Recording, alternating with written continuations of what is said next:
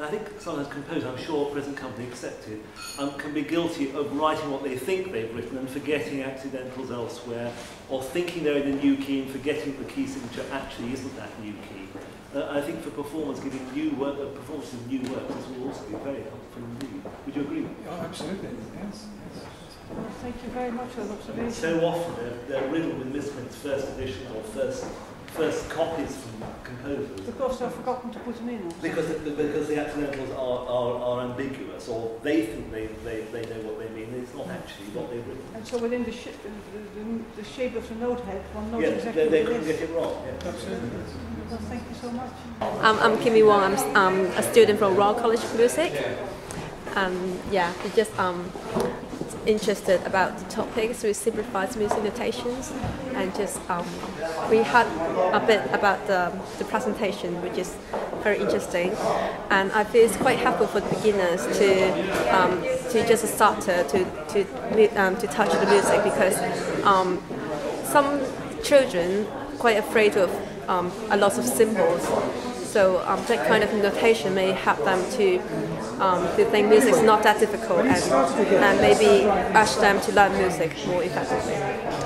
Thank you very much. Thank you. Sure, my name's Nigel Bewley. I'm the head sound engineer in the British Library Sound Archive.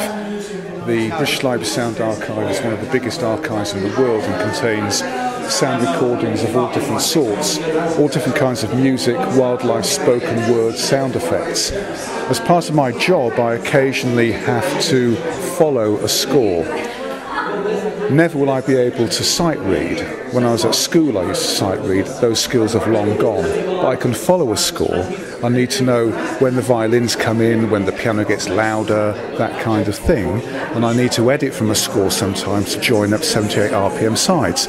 And I think that this music notation will be a great boost and a great boon to my audio engineering capabilities.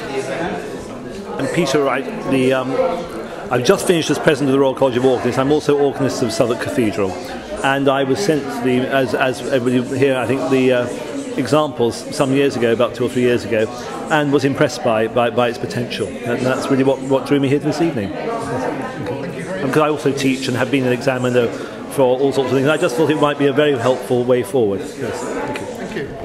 My name's Mandy. I'm a singing teacher. Also, I work for music academies and things. I just find it really interesting, because it's something that's always frustrated me, trying to remember key signatures, probably especially as a singer, because there's not that visual thing like when you play a piano and you know which sharps, but to remember, you know, in your mind which ones are sharps and flats, it's actually really difficult. And I find a lot of people, all ages that I teach, find it very hard to get their head around like double sharps and flats and stuff, because it just doesn't make any sense. It's not really very logical to read that on a score. So it does get away from all of that, but at the same time it helps people to understand how to read conventional music, because it kind of points them in that direction so they understand how it ties together. So it's actually a very useful tool as well for teaching.